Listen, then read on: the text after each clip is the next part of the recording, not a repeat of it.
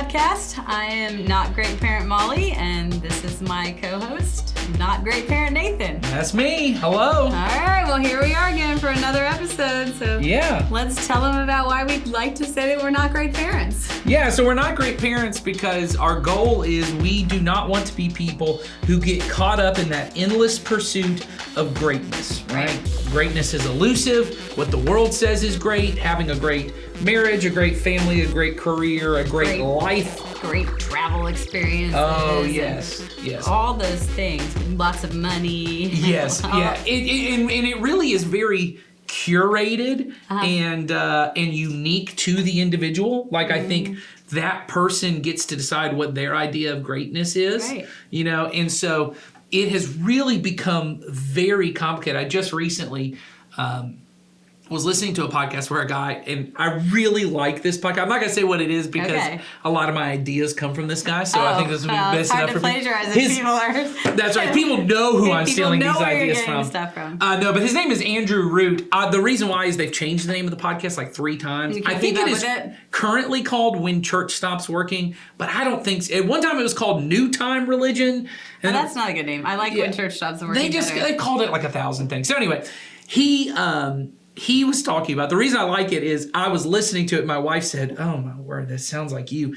His daughter, he and his daughter went on a trip to Jerusalem, and she said, "Oh, this is on my bucket list." And he said, so then I went on like a 10-minute tirade about how bucket lists are stupid and all these different things. The Jerusalem trip didn't sound like you. The tirade about the bucket list might be. About how ultimately it's this postmodern idea of all these. And Jennifer was like, "Dear Lord, this sounds like doing anything with you." So you're listening to yourself on this Just listening to podcast? yourself. But his point, and I think this is the right point, is he said if you think about the problem with bucket lists is that they are all, there's this idea that there is this uniquely great life, and it includes all these things that I need, these experiences that I want to have. You know, I've never been to Italy.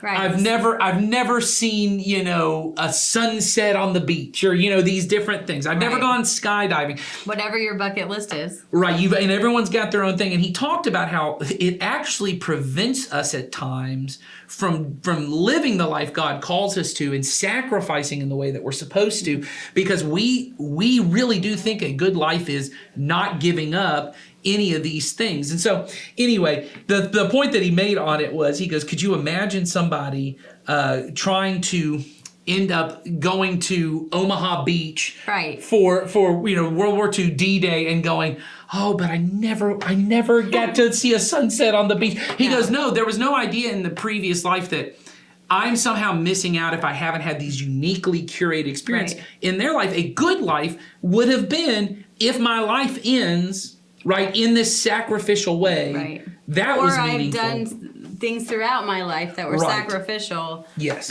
But not I completed a list of experiences. Yes. And so greatness, this is a long intro for this episode. Hey, it's all right. It's a new intro for this episode. There you go. Greatness often in our world is people saying, I have a curated list of things I wanted to do, right? And I wanted to accomplish, and it's unique to me. But it often requires so much effort. And often when I get to whatever that is, it was never as satisfying as I wanted. No. The pursuit was more enjoyable. As I heard someone say this the other day, that planning your vacation is always more exciting than going on your vacation. Oof, that is often true. That you're always like, man, this is going to be a great have a vacation from your vacation. Yes. It was so exhausting. You have so many expectations. The expectations are exciting, not the other. And we want to be people who are living in the goodness of God, which means often living in the mess of our life. Yeah. In the broken parts of our lives, in the dreams that didn't get accomplished, the things that didn't work out, with people, as this episode will be about, that often frustrate me and aren't the way I want them to be. Yeah. And still saying, how can I seek first God's kingdom and His righteousness, what He calls good? So that's in the longest possible explanation. Oh, come on, you could do it longer. I should say this. Normally, right, Molly real. does the That is explanation. true. I'll be taking it back next I was week. about to say, people are like, man, this Gosh. episode could have been 25 No, minutes. what people did was they heard you mention that other podcast and they're gone. I will tell you this. Not only they were gone, but not to listen to that other podcast. They just skimmed ahead to the next time Molly talked. Oh, yeah, right. I'm So- sure. But Anyway. we'll see. I don't know. But that is true. We are going to pursue the goodness of God. That's what we talk about in here. We talk about, our own experiences as parents and just what we're trying to do too in our own homes. So this current series we're doing is Yes. really fun to me. It's I really like it. Confessions of a Not Great Parent. Yeah. And so what we're doing here is we've asked for you guys to submit confessions, and we've had some of our own thrown into the mix. And what we do is we get the confessions that you guys submit on the form, which is in the show note. There's a link to it in the show notes.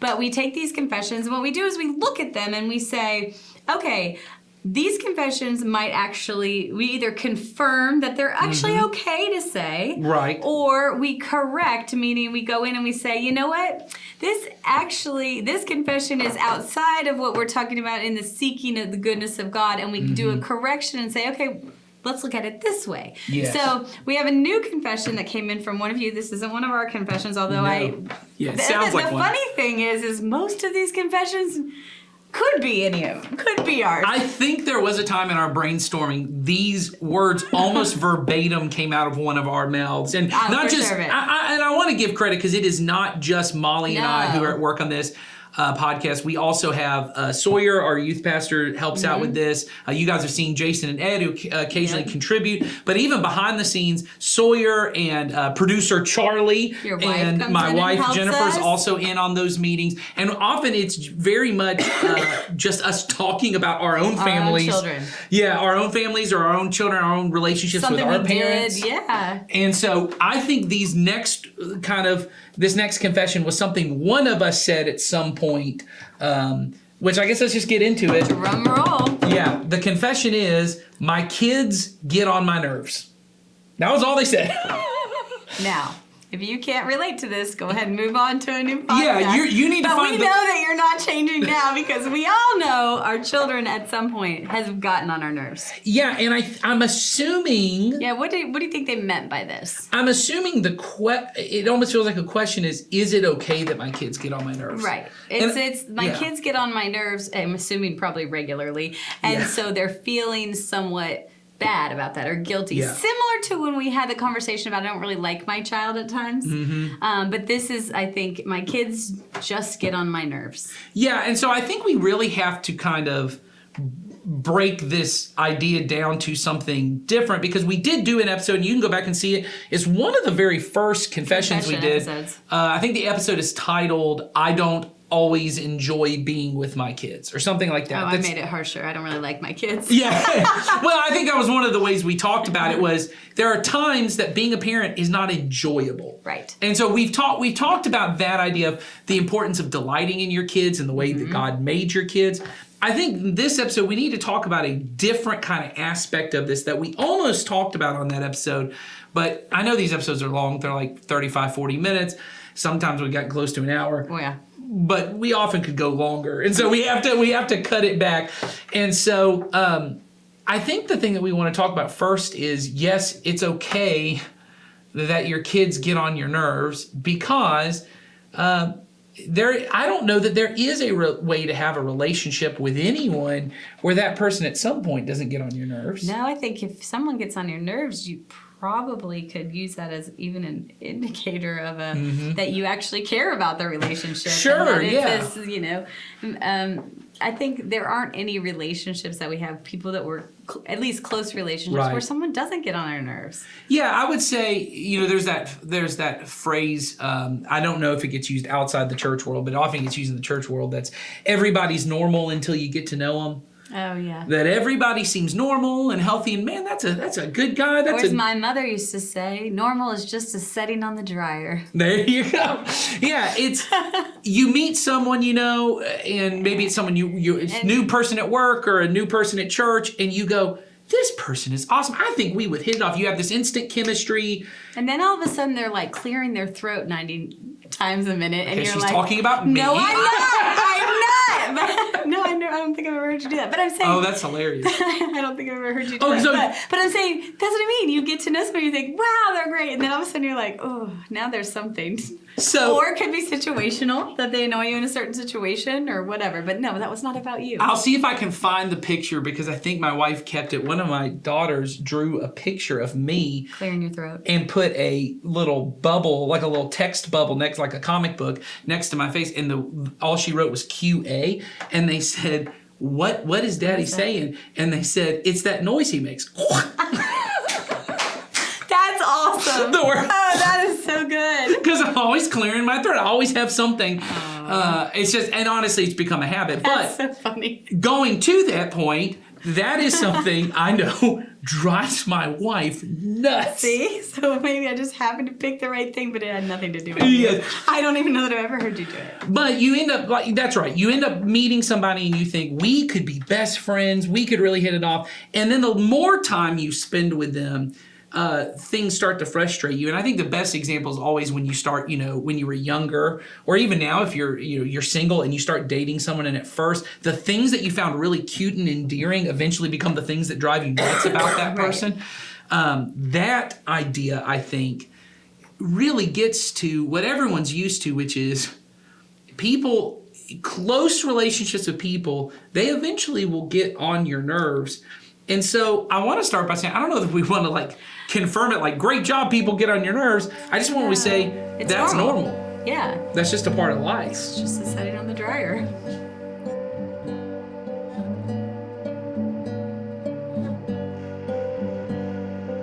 So I think that people getting on each other's nerves is a normal thing in life, like we said, and it's actually something that we can find at different times in the Bible. I mean, if you go back into the New Testament and look at Jesus, think about the time, and they're traveling around, he and his disciples, and I've watched The Chosen. I don't know if you have. I do. I like The Chosen. But you can see they get on each other's nerves even in that. Oh, yeah. And there are several times in the Gospels, and I'm not going to say it is clearly in there for No. people who don't want to agree with me, but I think you could make an argument for sure. There are times that Jesus seems very frustrated with the disciples. Yeah, in his word choice, or Yeah. in the way in which he says something like, I'll tell you again. Yes. How Yeah. many times as parents do we say, I'll tell you again? Yes, or Or- there's a time where he says, "You faithless people," right? Yes. Like he goes, "How long?" At one point, I believe the phrase is, "How long do I have to put up with you?" Essentially. So if that isn't getting on your nerves, I don't know what is. But Yeah. I don't think it's a bad thing that people were getting on his nerves. I think it was a part of the relationships that they Yes. all had together. That is part of growing relationally with other people. Is they get on your nerves, you work through those things, and Yeah. that isn't what the whole relationship's about. I think for many of us in the pursuit of greatness, this idea of a great life, in the family world, it often looks like Publix, right? Like a Publix commercial, yes. right? And I had used this example before. I was a former staff member of ours who now is a teacher in a media studies kind of thing. Bill Kaufman, Bill C on TikTok for those who watched our Or TikTok Be episode. Real, you mean? Oh, Be Real. Yes, thank you. We Maybe. have- Oh man, if Bill has a TikTok, sign me up. But We're going to ask him and we'll put it in the show notes. If he if does. he has one. yes, on Be Real, Bill C. But he had asked me to come down and talk about really writing and all those kind of things. So I did a comparison for a lot of people on commercials because I kind Right. of written things like that here for us at church. And we were looking at Publix commercials. And when you look at Publix commercials, what they're really selling is if you come to Publix, your family gatherings will be warm. Yeah, if you come to public, you're going to have the perfect Thanksgiving. Oh, yes, it's going to be warm. There's going to be no Those conflict. little pilgrim people and smiles on everyone's faces. Yes, and, exactly. I mean, Warm those lighting. little salt and pepper shakers, pilgrim people. Yes, exactly. Yeah, not actual pilgrims from the past. But then I compared that But with... it's a feeling you get when you Yes. watch it. You know? Well, and it really comes down to, and this is the phrase that I use a lot, which is a frictionless life. Oh, that yes. what I want is, Publix has this idea of a holidays that is calm Everyone put the turkey in the oven at the right time. Yes, everything tastes perfect. Everything comes out right. Everyone's happy. No one right? spilled on the table. Someone came home from war. You know, it's like everything. Yes, a big surprise at the end. Yes, and so it's frictionless. Everyone's able to enjoy each other without getting on each other's nerves, bumping into each other, having any of that. Nothing went wrong. Then we watched a Walmart commercial. And what I told him, I said, is very interesting to me about Walmart is one, Walmart was insanely diverse. It had multiple different ethnicities and even languages. And like you could tell like different nations were represented. It's like, because it was like Walmart's everywhere. But then the part of it was a Christmas commercial. And whereas the Publix one was like, everything's running and everyone's doing their thing. Walmart was, I forgot to get wrapping paper. I got to go out on Christmas Eve to get it. One is the dad's trying to hang up the lights and then he pulls not only that, but he pulls a bunch of shingles off the roof. The oh crap episode. Yes, exactly. And what I said, what does this communicate? And they said, Publix is the life you wish was possible. Your bucket list. Yes. Your bucket list holiday. It's your bucket list holiday. And then they said, and these were high school students, they said, Walmart is what life is actually like. Oh, true. Which is messy. It's messy. It's friction. People are annoying each other. You're trying to cook something and the kids are talking loud and they're getting in the way. What it is it's not according to plan. Yes, it's just the way that life works. And it's not frictionless. It's full of friction. And I think the important part that we want to talk about is there is no such thing as a frictionless life, but most of us are trying to get that way. And we've tried to figure out ways. That's how most of us, I think, our frustration is with most things in life is there was friction that I did not want to show up. So, right. So that friction could come in a lot of different ways. So if I want a frictionless life, it could come from I had an expectation and an ideal or my bucket list of how this particular scenario or this person or this whatever was going to go or be. And then enter what's reality. Yes. And there is something within that causes friction to me. Whether that person does something, whether that person is just the person who they are, whether there's something that disrupted our schedule or somebody didn't come home from war that was at our family dinner, whatever it is, but it creates that friction for me. And that is reality. Yeah. And I think for many of us, we are really trying to plan our lives. And we'll come back to the relational part, but I think this is just bigger for followers of Jesus. We're trying to plan our life around making sure I can avoid all bumps in the road and all friction. And so I'll take this for example. Yesterday, I had a meeting at work. I'd gone home for lunch. I had a meeting at work. Molly was in that meeting. And as I'm pulling out the driveway, I can feel, oh man, I got a flat tire. So I have to back in. It was, 90 degrees outside. It's humid as all get out. I have to get out, change this tire, and I was, and I had apportioned my time in such a way that I had exactly the amount of time to get to that meeting. Really? Because you were only 7 minutes late, I think. Well, it didn't take me long to change the tire. I was like, dang, I'm calling you next time. I drive really bad top cars and do not do effective tire maintenance. I'm really good at changing. Okay, good to know. But you were only 7 minutes late. Yeah, I was still in your mind. Yeah, I had apportioned this amount of time, and there's this feeling of, I know in my head, I'm like, oh man, this is not what I need today. I'm already rushed. I'd had a kind of just a long morning, lots of meetings, which had drained me and a lot of stuff. And I said, I don't need this today. I don't need to be doing this, And then in the back of my head, I can hear my mom, who's in the meeting, but I can also hear her voice. Who, when I was a kid, it was, if you had planned for this, if you'd got that too. Take care of your car, and you had, because honestly, what it was, I don't think I hit anything in the road. I don't think any of that had happened. But the tread just eventually wears out, and it all happened. If you had changed those tires, you need to change. Oh yes. And I don't want to put that on my mom. That's not really my mom. That's the imaginary voice I put in my head. I've got one too. Yeah. She's right here. But I put that in the back of my head of you should, because my mom is a planner and she plans for all foreseeable things. But even if you're like my mom and you've planned for everything, some days you just hit a nail in the road. Yep. And there's nothing you can do, and the tire's going to blow, and you're going to have to. You can plan effectively to have a frictionless life, and then life happens. Yeah, and we should plan to have Sure. margin and frictionless Absolutely. life. We talked about that a ton, but we have to understand the reality is friction is there. Well, what I think is more important is, and you use this word, which I think is good, is margin.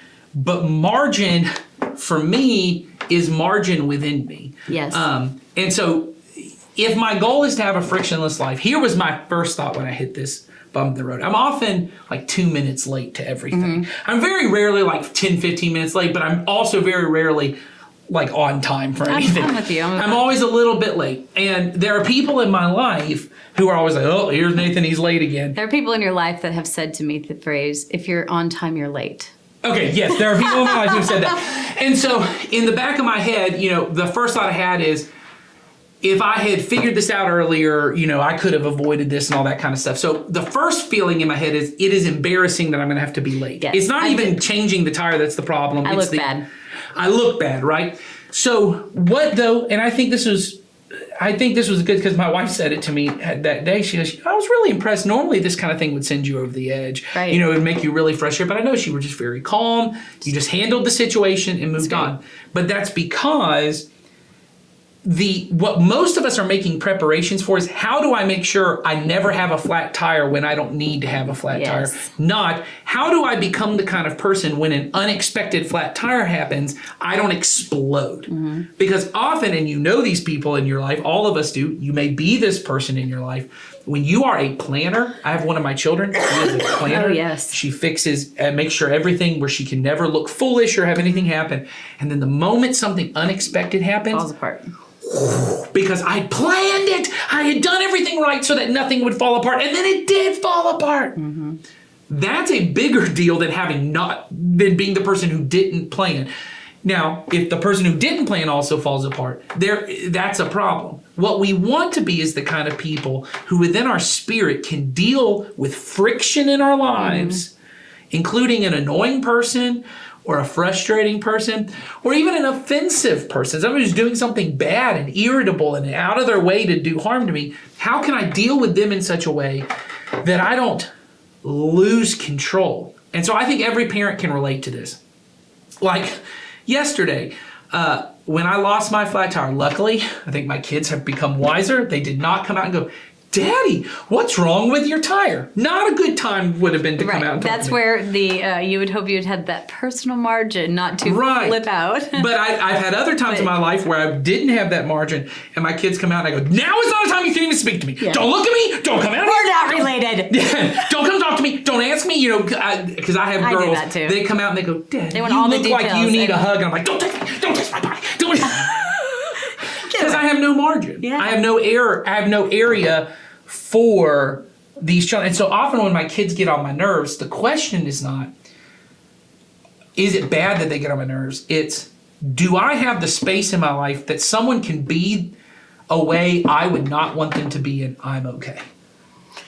Say it again, because it's a really good question. The question is not, the thought to think through is not, is it wrong that someone gets on my nerves, or is it wrong that having a flat tire frustrated me? I think a lot of times what we think is, that's the problem. I shouldn't have been upset that I got a flat tire. Well, no, that's not true.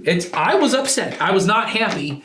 The question is, have I, in my character, become the kind of person that when I have a bump in the road, when I have friction, I don't fall apart? That I don't react in a way that is unloving. And Jesus had this way of responding to his disciples when they were out of line and they were causing friction in his life, where he responded in a way that was loving. Even when he said, you faithless people. Yes. He was not trying to belittle He wasn't them. saying you horrible individual. He wasn't Yeah. attacking them at their core. He was saying, this is what I see in you, Yes. and I'm trying to get your attention so that you can. Well, he's trying to call them to greater faith, Right. right? And even when he says, you of little faith, he's trying to call out this problem. Even when he says to Peter, get behind me, Satan, right? Yeah, He's, ouch. Yeah, he is not, I want to belittle you and make you feel small. He's saying, this situation, I'm trying to call you to something else. And I do think, so when my kids get on my nerves and I'm changing a flat tire and I'm wound up, my kids come out, it might be appropriate for me to say, Go inside. yeah, to say, hey, now's really not a good time to speak to me because I'm a little frustrated doing this. I don't have time to speak to you. I don't want, maybe you should go do something else and then I'll come talk to you in a minute. Because part of preparing them for life is to explain to them, not everyone is available at every second. Right. And it's better to make that explanation to them in this scenario, like these scenarios up front, than when you're on the back end apologizing, saying, okay, I blew up on you again, or okay, because while we need to have those moments and we need to do that to show our children that, hey, we can come to you and say we're sorry for things, it doing it on the front end is showing them, hey, you matter to me. Right. So I right now I need to take care of this scenario and then I'll come back to you in that. So Yeah. I think, we have to just remember life's messy. I mean, we say that here all the time because it's true. Life is messy. We got flat tires. We got annoying people. We've got kids that are driving us crazy. All these things, we have expectations that are unmet. We have things that happen in life that people hurt us and all these different things. And life is messy. But we have to remember that the mess isn't the problem. That's right. We can't, and that we can't avoid it. Yeah. Avoiding it's not a solution. Yeah, I think for many of us, I think there is a level to which, for those of us who think the friction, the mess is the problem, many of us become conflict avoiders. I think we've already talked about the over planners, right? I'm going to make sure nothing ever goes wrong. And if you ever notice, like with the over planners, you've already thought through everything. Like, so we're about to go on vacation, and luckily neither me or my wife are over planners. We're not even that great of planners in general, which may be a problem. Not either. But we're not over planners. But I've been on trips with people who are over planners and they've already thought through every step and what would be best for you, what you would enjoy on this trip. I've already picked out your snack and your thing. And then when they come to you with the plan and you go, oh, yeah, I don't know if I want to sit in that seat, or I don't know if I want to sit in this. Way to ruin it. They start to fall apart a little bit because there's this feeling of, I planned so there would be no friction. I planned so that everything would go smoothly. Yeah, you sat in this seat because you and this person often have arguments, so I moved them to another seat and we had this whole thing, or I planned the exact amount of times to stop so that no one would have to complain about the bathroom, or whatever it is. Whatever the planner did. And when these other people fall apart, when these other people cause friction on that plan, your plan did not save you from friction. It caused additional friction that didn't need to happen. But then there are other people, I think, who, because we don't want friction, we become conflict avoiders.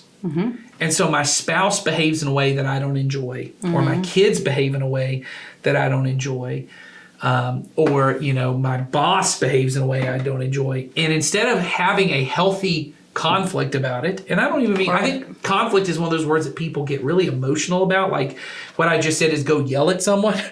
Conflict is you are doing something or think something or feel something that I am on the other end of. And ultimately, we've got some friction. So when I go to or I'll say this, when my wife has come to me before and said, hey, when you told that story at that party, or hey, when you told that joke, here's how it made me feel. That was a conflict because she was saying the thing you did hurt my feelings or whatever. That was good and healthy and necessary. And the right response for me in that moment is to say, right, I'm sorry, I'm going to work and not do that anymore, right? We've talked about that before about conflict. But sometimes the conflict comes in not because anyone did anything wrong, but it just irritates me. We were talking about the throat clearing noise, right? My wife doesn't like that noise. I'm not doing anything harmful to her. Right. Or sinful. Yeah, or sinful. That's what I mean is it's not harmful. I don't do that. And then she goes, man, that makes me feel really insecure. Yeah. Like that makes me feel terrible and you're hurting my feelings. It's not that. It's something that you do just that irritates. And if I can stop, it's just a thing.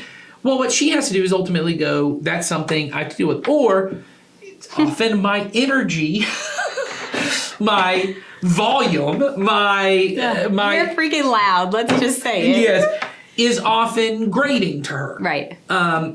And what can happen, I think this can happen in relationships. There are certain people go, I just need to swallow that and deal with it, not ever bring it up, and just never talk about the conflict because I don't want any friction. I don't want to make them feel bad because that's just the way they're wired and blah, blah, blah.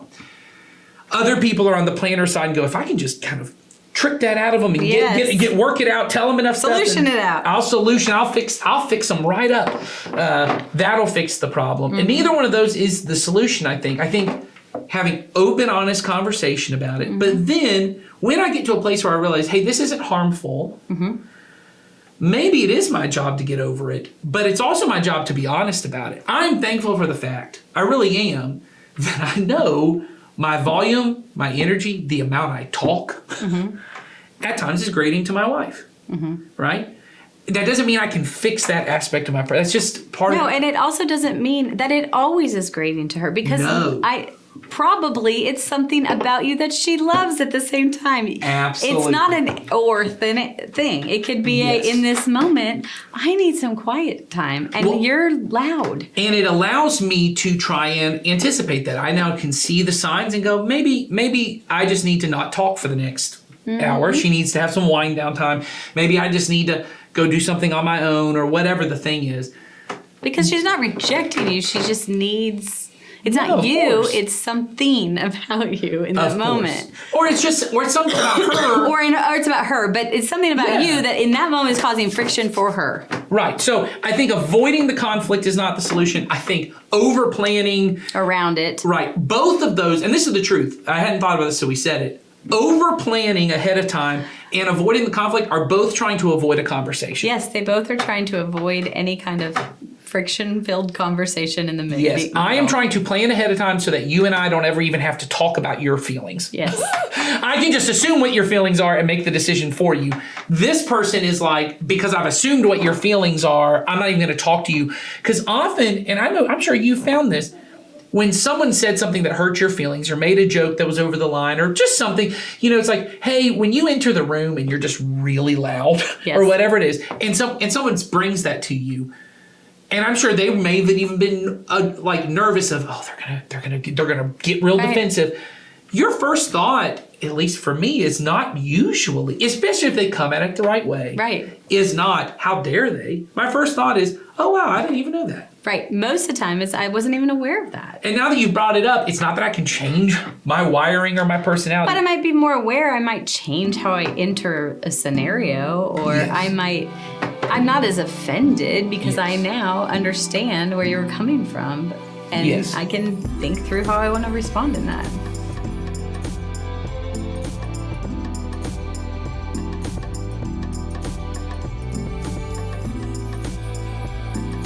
All right, so bottom line, our kids are going to get on our nerves. And that's okay. Yeah, and I think we have to figure out, how do I, as mom and dad, identify if the friction is something that needs to be confronted and had a conversation, right, or whether I just need to move past this. Because depending on your kid's age, it could just be they're being 7 years old, and 7-year-olds are tough to be around all day. Yes, I have a lot of this with both of my children. Yes. Sometimes Henry, for example, who is 11, makes a lot of random sounds and things. Right. And it annoys me. And in my mind, I say things like, well, this isn't a good time to do that. Well, why not? He's not doing anything wrong. He's not disrupting anyone. We're in the car, and he's kind of annoying me with something. Yes. So that is just not something I need to get onto him about. He's not sinning. He's not doing anything wrong. I know he's not doing that same noise, to interrupt somebody else. And so I just need to let that go at times and go, okay, well, this is annoying me, or this is getting on my nerves, but guess what? It's my nerves, and it's something I shouldn't have to worry about. Now, if Henry was in fact doing that, and my mom was in the car too, or you were in the car, and he was making noises that interrupted you, an adult who I want him to not be interrupting, then I address it. Yeah, I think those are the key parts. I think you have to look at, our job as parents it is to ultimately guide them to love God and love people. That is what we're trying to get to. And part of loving people is being hospitable, right? Is being the kind of person who, in my body, I am trying to make things good. And I want you to feel like I thought about you. I thought, that's what hospitality is. People who have a lot of hospitality are the kind of people, they make room for people that I didn't have to do all this for you, but I did because I thought of you. I put effort into it before you even showed up to know that you were going to be here. And I try to teach that to my kids a lot is, like you said, you don't interrupt an adult. You listen, and when you get a chance, you go up and you ask a question. You don't just, if two adults are talking, you don't just run up and start having a conversation. Now, it's not sinful that they do that, but it is about saying, hey, you want to show this person, I respect you. I respect what you have to say. So I'm going to wait until you're done to have this conversation. Or I say this to my kids a lot. There are lots of little jokes that 7-year-olds think are funny. And once a kid thinks something's funny, they say it like 30,000 times. Yes. And they laugh with like 30,000 different laughs. Yes. And I have to say to my kids a lot, one and done. That's what I say. I say, hey, that's funny. Say it one time. Don't say it again. Not because I want to ruin their fun. And I know a lot of parents are like, oh, just let them be 7. Just let them do this. But I'm not really setting my kid up for success to make them think that every golden thing they think, why are you laughing at me? Someday your children are going to say to you, Daddy, one and done on some Oh, 100%. Some joke you tell on repeat. 100%, yes. Like, oh, no. They said that. They go, Daddy, you're going on a little long. Yeah. It's really important for me to set my kids up for the best success. If I want them to be people who love God and love neighbor well, I want them to be able to think about things from another person's perspective and to think. So we say this, we are a very big family, and we really much say, hey, you're not the only kid in the family. You're not the only person. So we have 4 kids, we have 6 people in this car. You don't get to dominate every conversation. Right. You don't get to tell all the jokes you want to tell or whatever the thing is. We all have to leave room for each other. Well, that is me still having, it's me entering into that conversation. It causes a little bit of friction, right? And I may get on their nerves. Maybe we need a whole episode on that is I get on my kids' nerves. Well, that'll be a solo episode. Yeah. I won't be here because I never get on my children's Yes, nerves. exactly. But that's part of the job is I have to get on their nerves, and not because I want to beat out of them the things I don't like about them. It's because I want to prepare them for relationships with other people where they can think about people from other perspectives. But the goal for me as a parent is my kids are going to get on my nerves, and that's okay. That doesn't mean I don't love them. That doesn't mean that I'm a bad parent because I don't. It just means it's part of life. And the friction in life, the mess in life, it's not bad. It's just part of life. What's important is how do I respond to it? Right. How have I prepared myself to be the kind of person that mess and friction can happen and I don't fall apart? Right. Exactly. Because if we fall apart every time, then we're not living like Jesus wants us That's to. exactly right. We're going to pursue greatness, not goodness. Yep. So. I think that's it.